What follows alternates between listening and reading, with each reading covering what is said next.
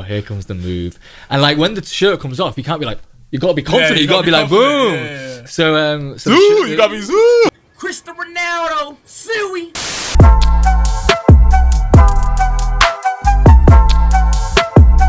You are now listening to Pree the podcast with your host Majaro. What's up, people? Welcome back to another episode of Pree the podcast, episode 3. And you know what I'm going to say, Matthew? Make sure you like, comment, and subscribe. Because we, and by we, I mean me and you listening and watching at home, are trying to build a community here. And by sharing this with your friends and family, that goes a long way in helping us do that. And without further ado, let's get into it. a lot of passion and whatever. So yeah, it's and the crazy thing is, I gave up that career.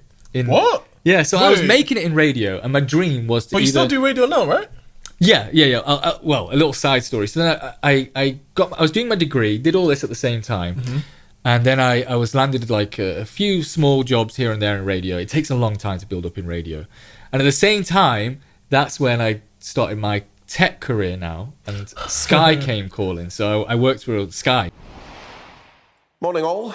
We need to change the Prime Minister. Sky Sports. Yeah, and I Sky saw on News. Instagram you with some bigwigs, or Yeah. like the weather person from Sky. Yeah. Oh, she's lovely. Nazanin. Hello, Nazanin. You got for us this morning? I've got a monkey impression. Go on. Oh, No, really, I can do a monkey. Do you want to see it? Go on. Anyway, That's going to be frozen screen grab. It's Sky coming with a job offer after getting my good degree level and all this kind of stuff. Were you like applying, or did they come to you? Well, actually, I got recommended. So a guy was leaving. He was like, I think you'd be a good fit. So I was like, just put my name forward. Let's see what happens. And what did they want you to be a presenter? Or? No. This was to just be in the behind the scenes, working on all their productions. Okay. So just off the camera, and yeah. So I applied, got into Sky, and so they offered me a contract at Sky, and it was nice. Contract or whatever. And at the same time, Capital in Leeds was saying, would you like to do weekend breakfast? And I was like, oh my gosh, I've waited all this time to become a presenter in radio, but I've also got this secure job offer. So then I go back to Dad again, don't I? Dad's advice. Dad's advice, yes. And he said, go for the Sky job. And why did he give you a reason why? Well, he said it's going to be the future. It's going to be more secure. And you know what? He was spot on, because here's a little secret. When I was working in radio back then, Capital in Leeds was coming out of Leeds. Capital in Manchester was coming out of Manchester, and Capital in London was coming out of London. Yeah. Ooh. Now what's happened is when you listen to Capital in Manchester, it's the same presenter in London. Yeah. And they're just relaying the shows up and down the country. Because that's less money on wages. Exactly. So they got rid of all these presenters up and down the country. This was 1 year after I switched into Sky. Sky. Wow. So 1 year later, this all happened. All redundancies. I would have probably been. Yeah, I would have. You would have been the first one to go. Probably. Last one in, first out. You know how it is. So it's So then I got the career in Sky, and that was a great time, Sky. So what you said you were behind the scenes. So were you working on specific shows? Was it just like what type was it? The live broadcasts? I had the responsibility of looking after every production that Sky did. So every single video file. Every single one. Every single video file. So that is from the output of Sky News. I didn't know I was getting a big wig like this. No. Honestly, it was such a great exposure to everything, because you learn about how fast-paced news is. So like when breaking news happens, you sit in the gallery, so where the directors and the producers sit for the show. So is this before the show starts? No, so as the show's out. Okay. So it's live news. And news, when you watch Sky News or BBC News, it's 90% all scripted. You know what they're going to talk about. It's all good until breaking news happens. Breaking news. Exactly. So then they get a call, breaking news has happened, something's happened. And then you literally see the director, well, they have assistants, talking down to the presenter saying, okay, some breaking news just happened. We're going to give you all the information. This is basically it. So then the presenter's got to just go, right, this is Sky News, breaking news. Put some graphics on here, yeah? Right. I don't know, Michael Jackson has died or whatever. And they're hearing the news for the first time. They have to pad, they have to talk about it's a tragic loss. More coming up here on Sky News. When we get it, we'll get loads of things to talk about, whatever. So then, as they're padding and filling up time, more and more information is coming in, and they're talking down the microphone. So you're speaking, and at the same time that you're speaking, you're having someone talk in your ear, saying, "Okay, this is the latest update. He died of this, or this is whatever." So you're trying to relay literally everything that they're saying at the same time. Exactly. It's you. unbelievable. At the same time, they're like, "Okay, we're gonna go to camera 3. Okay, he died because of this. Okay, and all this kind of stuff." Wow, talent. It's legit talent. Wow. So that showed me one side of it. One side of it, and the other side of it was Game of Thrones. If you ever watched Game of Thrones, never seen it? Yeah, come on, I've watched Game of Thrones. Don't test me. So You know nothing, Jon Snow. Game of Thrones was huge for Sky. It was one of the most watched programs. I feel like it's one of the most next to like Walking Dead and Lost. Yeah, they're like up there. So I had one of the coolest jobs in the world at the time when Game of Thrones was on, which was to make sure Game of Thrones goes out on Sky, which means that you get it in advance. And everyone goes, "Oh, Sky!" It was on Sky Atlantic at the start, right? Correct. Yeah. And they were like, "Oh, what happens? You go tell me what happens." And till this day, I've only ever seen the last episode of Game of Thrones. What? I couldn't be bothered to watch it. I've seen a few of the naughty scenes as well. Oh, Naughty, you teasing me, you naughty. But you I never bothered. naughty? Yeah, no, I never bothered to watch it. But it was amazing. It was like super. It was super like high risk. So HBO own Game of Thrones, and then Sky buy the rights. Yeah. So what happens is HBO send it very like last minute to Sky, and Sky then have to turn it around and put it on to your screens at home and your iPads or iPhones or whatever within like a really short amount of time. So it was like a secret scooter would rock up to Sky with the tape of Game of Thrones in. Yeah, like with completely unbranded. You wouldn't know. Someone would take it in, sign it off. Like you're doing a deal or something.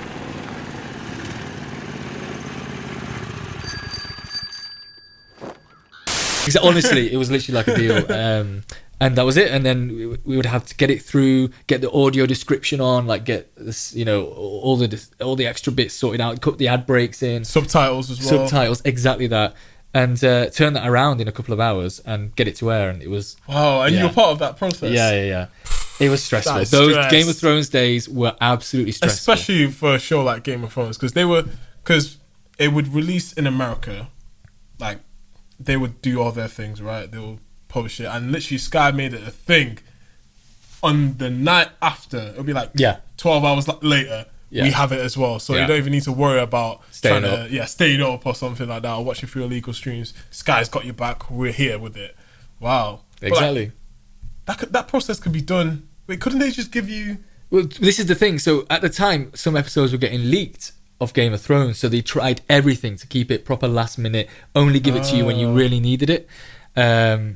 Eventually there was one time it actually went out late, so we had to call up HBO and say, look, this can't happen anymore. It can't arrive a couple of hours before it's meant to go out on the back of a scooter.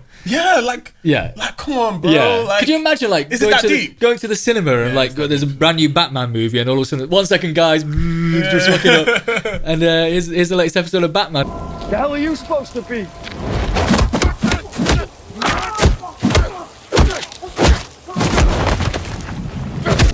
I'm vengeance.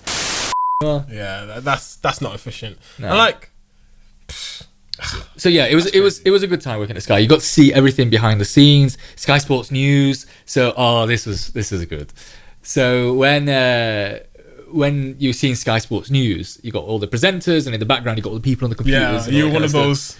Every now and then I'd pop into there and I'd get a text from my friends, Matthew, do some work. And it was, I would often be in the background of Sky Sports News and all that kind of stuff. So those aren't like planted people. Those are actually they're real. They're taking, honestly, you walk around the studios and it's just people taking phone calls, having normal conversations, like talking normally. It's just a completely normal office environment. But in the middle is just a TV studio. Yeah, because obviously they've got everything in terms of technical and audio work down to science. Like everything is crisp. Like you got someone could be literally behind the camera breathing heavily. Or talking. It won't come up on the mic. Not even come up because they've got the mic right here and it's just proper isolated. So there was things like that, and you'd see like Anthony Joshua rock up. I think Anthony Joshua threw one punch, and that was at the very end.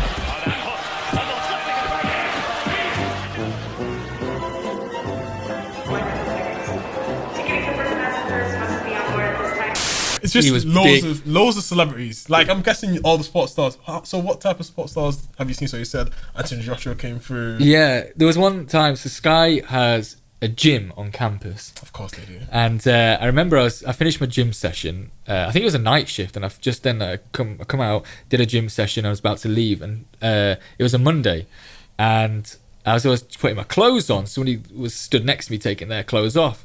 It was Jamie Carragher.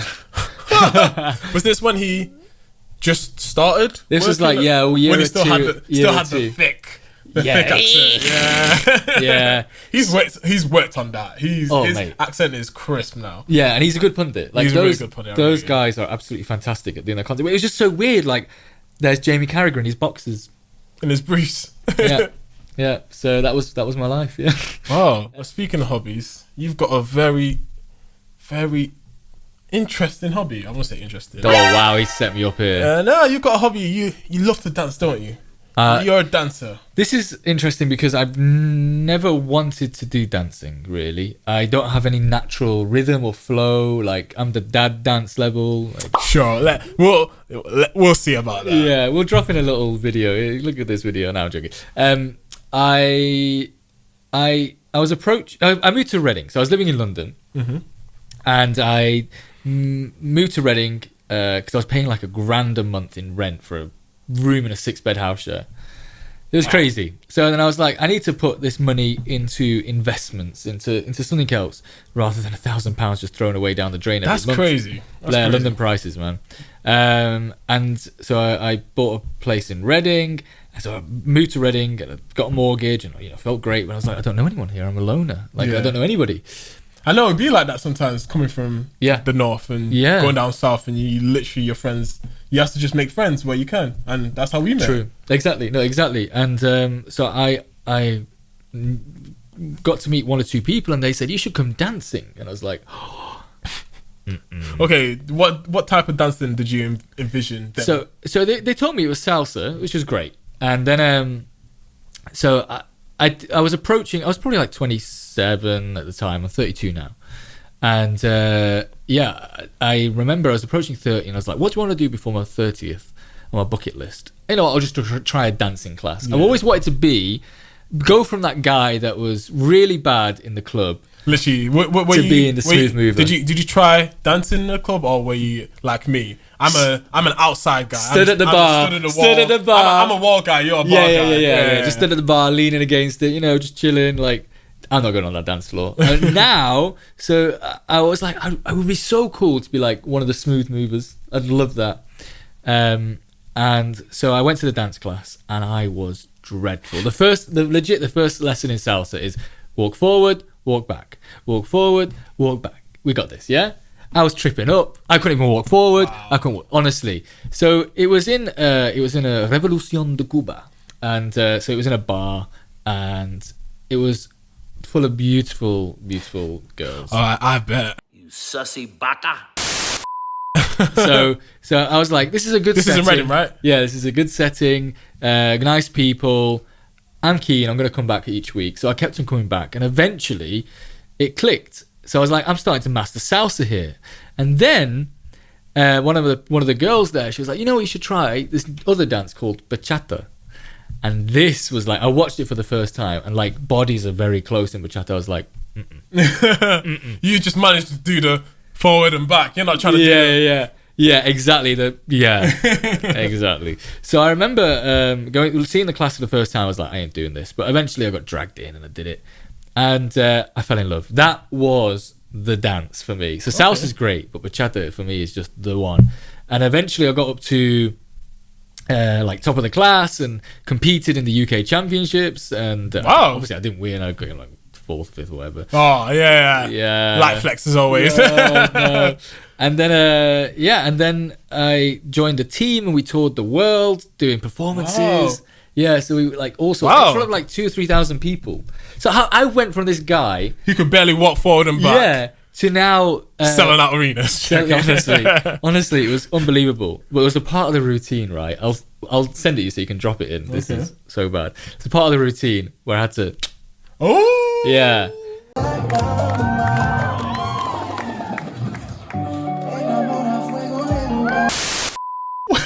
And obviously, that's fine when it's this crowd full of amazing people. Then obviously your mum and dad go, what are you doing? What's this dancing? Can we see a show? So are they seeing you practice at this point? No. Okay. So this is the first time they're coming to see the show. And I'm like, I'm an only child. I'm still the little boy. I'm 32, but to them, I'm still the little baby.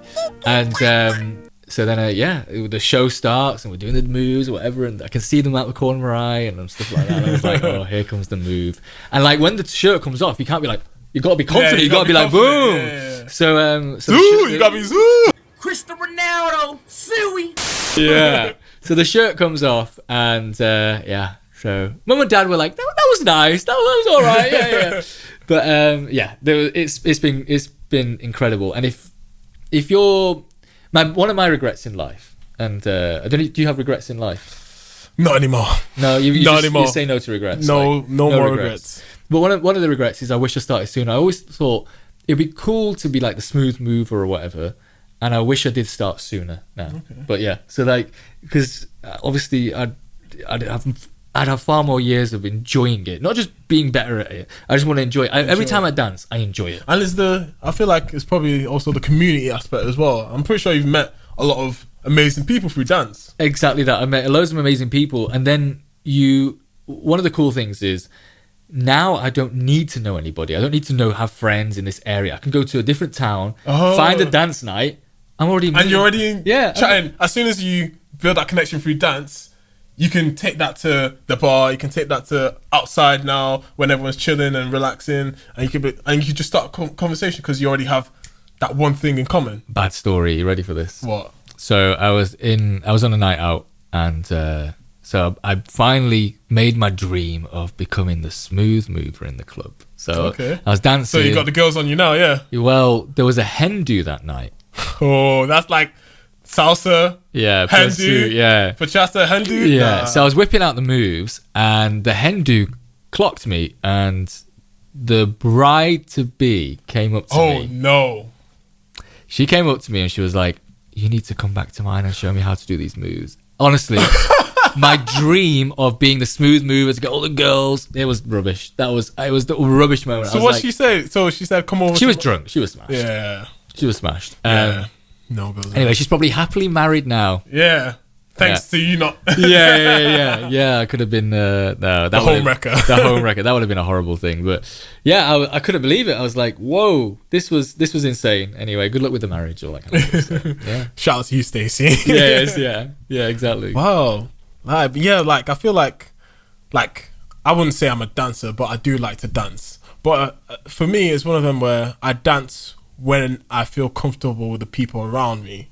I don't dance with random people. So when I'm in the club, just with a couple of people that I might know, but I don't know more in depth about, I'm more of a chiller. Yeah, I'm more of a chiller, just chilling on the side. But literally, when it's my boys and everyone's lit, we shut it down. Serious? Yeah, we shut it down. I'm one of the first people just keep on dancing it. Like in uni, that's when I feel like I really came out of my shell, because that's freedom and all that. So in the clubs, there were I feel like it needs to be a specific type of music. So R&B, dancehall, hip hop. So like more urban, Yeah. I won't say pop, but like more commercial rap and stuff like that. So stuff you'd be hearing on the radio sometimes. History kind of vibes. Yeah. So when those types of songs, those lit club bangers, we there hitting every single thing. We be sweating. Yo, really? Yeah, the sweat be coming out dripping. Sensational. Like, wow. Yeah, those are the days. But you enjoyed it? I enjoyed it. This is the thing. So if you're listening, watching to this, and you're like, I want to start dancing, whatever, just do it. Just take a lesson.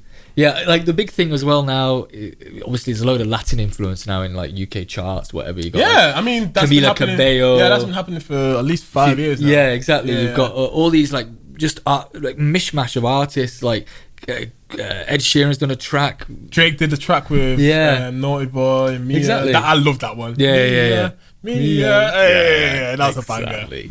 But so and Despacito. Quiero respirar tu cuello despacito. Deja que te diga cosas al oído. I don't know the rest. Yo, Does anyone know the rest? When that came on, literally every rev the Cuba I went to, that was just banging. Yeah. Every single time, everyone was lit. Yeah. Everyone was lit. It's big. And right now, the influence is huge. So, like, you would probably love reggaeton dancing. Yeah, I've heard of like a lot of body popping, a lot of flowing. It's nice. Yeah, I'm gonna have to come to the lesson now. Yeah, you converted me now. Jeez, future episode. Oh, we could do something with that. On location. Oh my god, yeah, we could definitely do something with that. That could be a nice thing. That'd be nice. A nice little vlog. Wow, Majaro taking dance classes for the first time. Oh my gosh, I know for a fact I'm gonna be terrible. Nah, mate, you'd be good. You would be good. It's all about taking that step in it. Yeah, that's that step forward, that step back. So step forward, that step back. Exactly. So achieved this dream of becoming the dancer now, and it's all going really well. And then I rock up. Said I wake up every morning, pray to God that I'm fixing up. Hope I'm never slipping up. Hear the money calling, need my peace to start getting up. Feeling like I'm blessed, but it came with a bit of luck. Feeling like you stressed, then the tension starts to fill you up. Need an intermission, yeah, they ain't the same lane as us. Come from different sticks, yeah, they're not the same range as us. They cop the pleas and top of teas, they're not hitting range with us. Keep a couple.